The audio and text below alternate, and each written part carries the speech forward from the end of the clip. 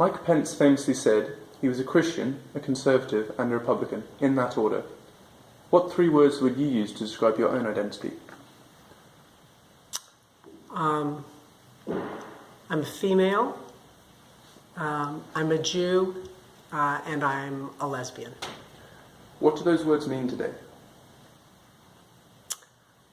I think they're the things, at least for me, that have been most determinative of my self-concept and pretty much my worldview, I would imagine. Okay. So tell me, what was it like to be the first gay person to be confirmed by the Senate?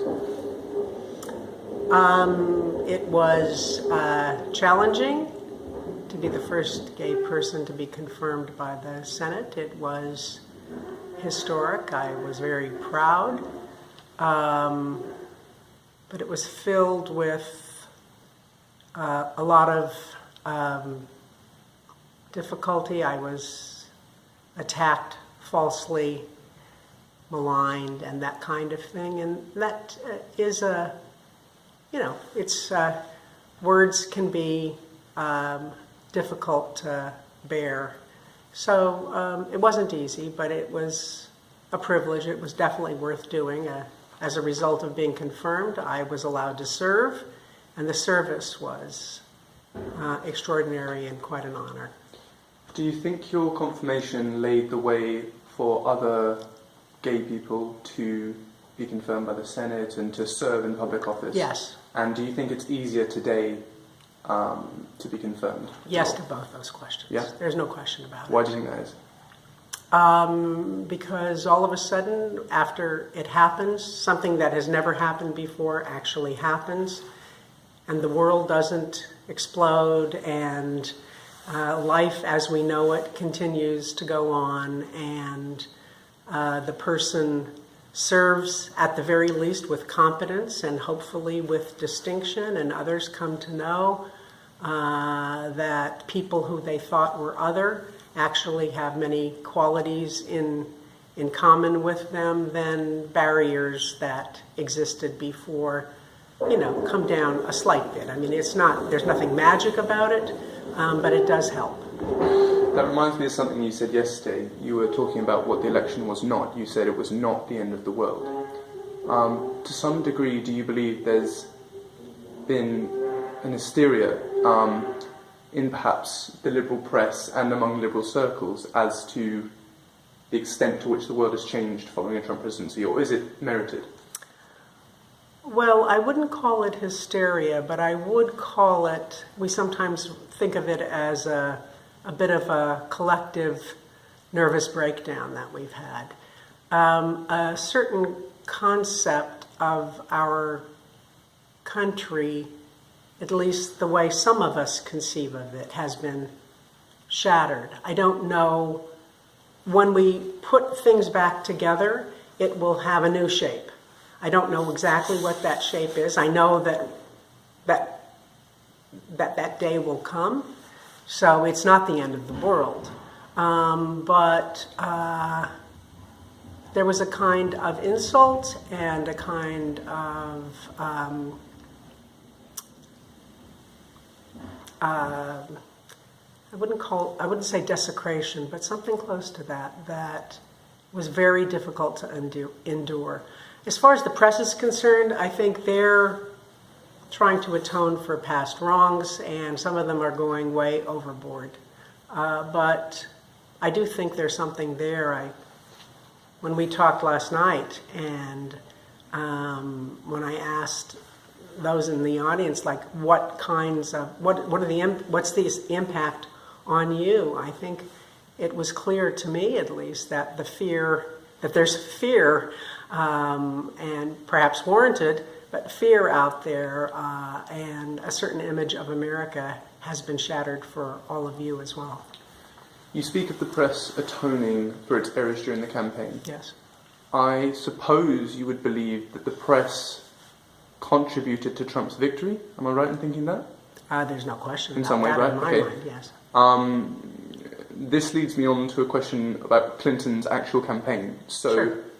suppose the press was in part at fault for a defeat. What else was at fault for a defeat? What error did the Clinton campaign specifically commit that resulted in its defeat? Sure. Well, I don't know that one error necessarily portends defeat. She committed multiple errors. What would you say was There's the no biggest question of about those, the most significant? Well, I think in hindsight, it will turn out to have been a failure to not just campaign in the Midwest states where the expectation was that she would win those states, Wisconsin, Michigan, and Pennsylvania, because every Democrat had won them for at least 20 years. But there was not just the campaigning, but a structure should have been built many years prior that kept the Democratic Party on the ground with the people, taking the temperature, if you will, of what's going on the ground. And I think that's part of what is going to change about the way at least the Democratic Party conducts itself. I think there's going to be a lot more work being done on the ground, not just in election years, but year-round, every year. So that structure was not there. Her team parachuted in, did the usual stuff, and not as much door knocking and hand holding and person-to-person contact as obviously would have been needed to do the things that needed to be done. So that was a complete error. Okay. They spent a lot of money, as we discussed last night, more than $1 billion, but a lot of it was wasted on TV as opposed to community organizing and addressing local needs, which would have been quite important and wasn't done. So the inverse to this is, of course, the Republican victory. And to that extent, what can Democrats learn from the Republican electoral machine that has brought them the House, the Senate, and now the presidency, as well as state houses and governorships across the country? What can be learned from the Republican side? Well, I think it reinforces the notion that people's vote is as much, I don't want to say emotional, but I do want to say, and certainly irrational sounds pejorative, and I don't mean that either. But people's vote is a combination of their material interests and their spiritual interests, if you will, or their perceived their values as they perceive them.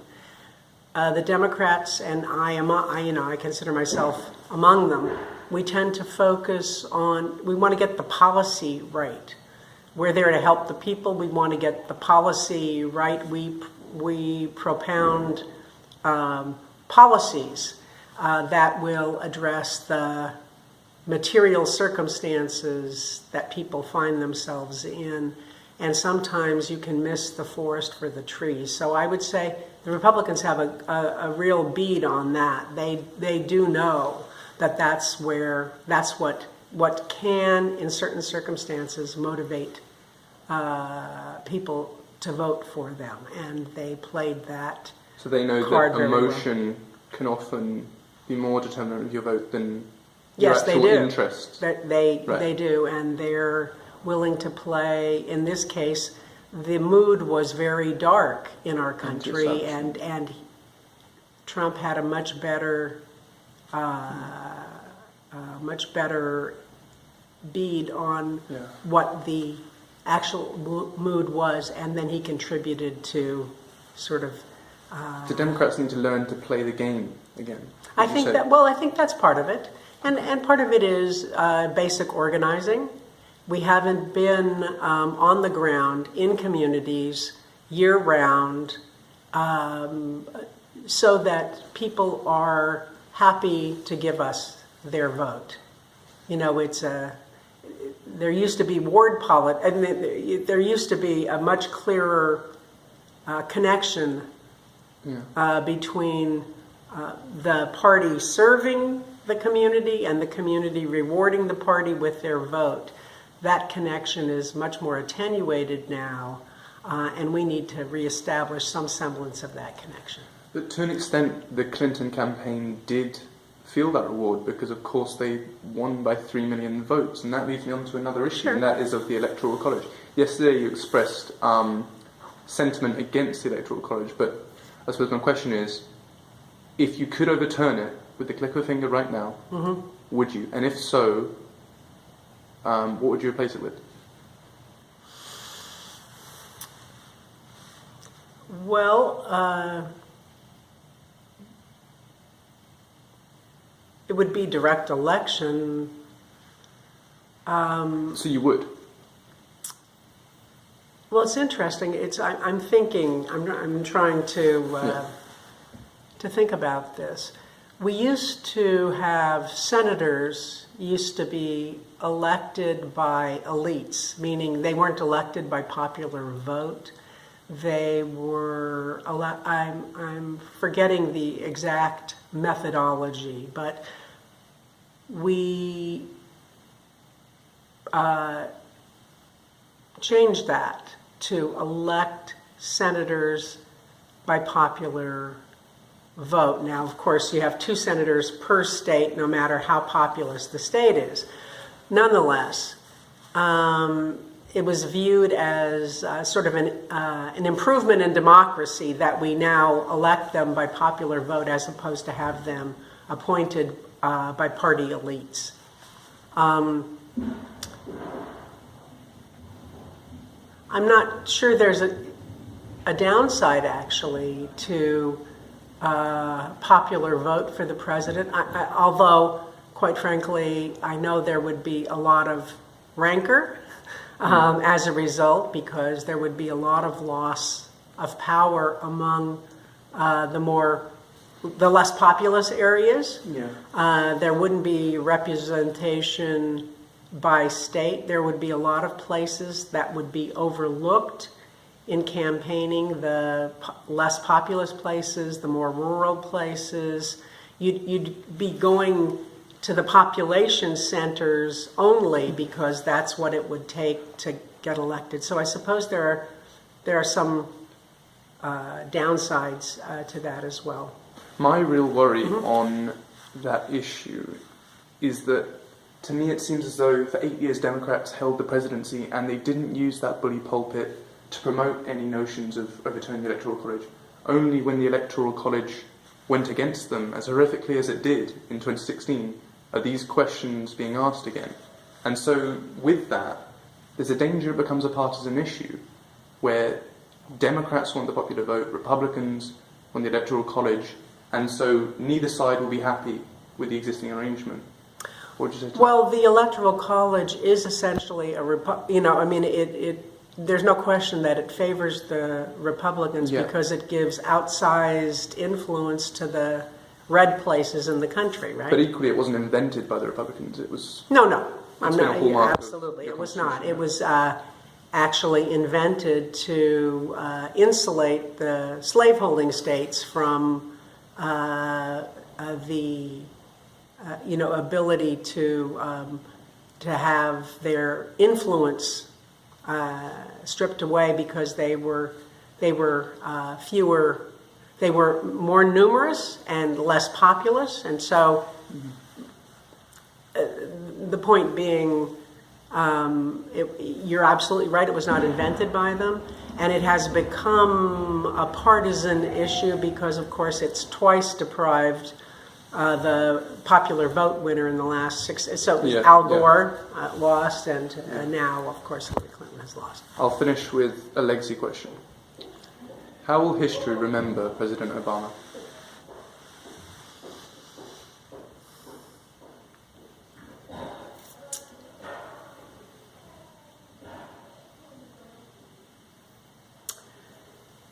Well,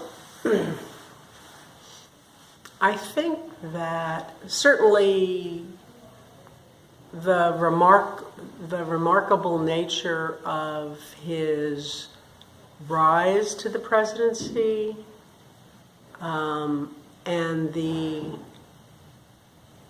extraordinary way he conducted himself as a leader throughout his presidency, I think will it's remarked upon now, and I think history will view that as very significant.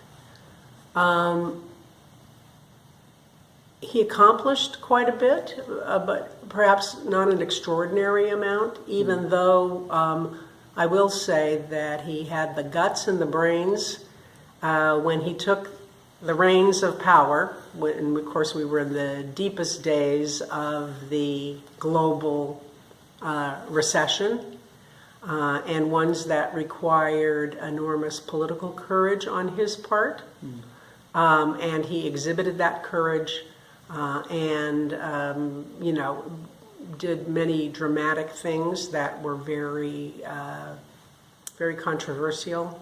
Nonetheless, they did help contribute to a recovery. So he can't be faulted for that. In fact, the courage he showed then, I think, will be remembered well as well.